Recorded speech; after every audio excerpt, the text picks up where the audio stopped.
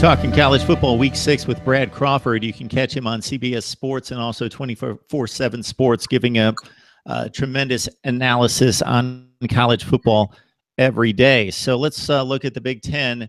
Penn State, with a narrow win against Iowa, got it back together against Indiana and did what you would expect them to do against the Hoosiers.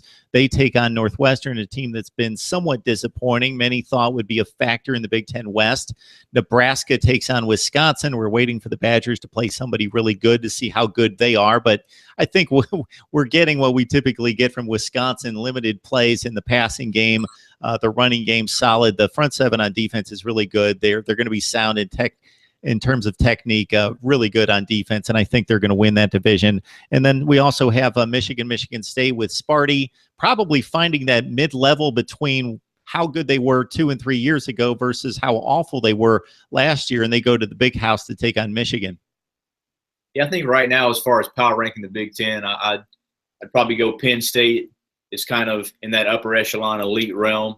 I'd probably go Ohio State, Wisconsin, probably elite 1B, Michigan number 4. Michigan's defense, however, has really surprised me.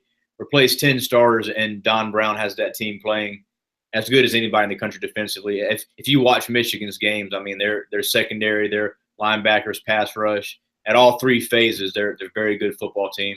Ohio State right now has gotten better with J.T. Barrett. We all saw his struggles early in the season.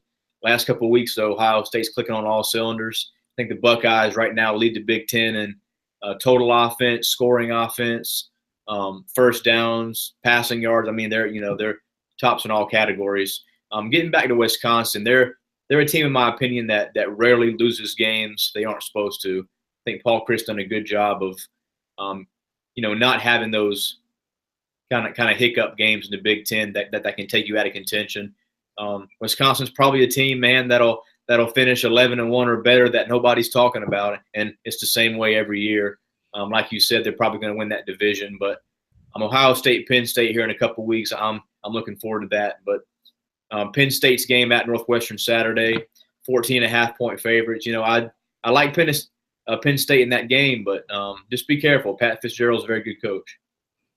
Yeah, I liked getting your comment on the Buckeyes because the big letdown against Oklahoma, people kind of write them off. We'll see if they're for real, if the talent is going to play up to its recruited ranking as a roster. But they've played better week to week, and the schedule seems to be building for them. So they played the lowly likes of Army and UNLV, and then, okay, Rutgers may be a little bit better despite what the score showed us. Okay, Maryland, okay, we see Maryland playing with Texas. We see them beating Minnesota last week. So they're a decent team, but they shouldn't stay with Ohio State, and it's going to seem to build and develop the passing game that we've been waiting to get fixed here for about a year and a half in Columbus.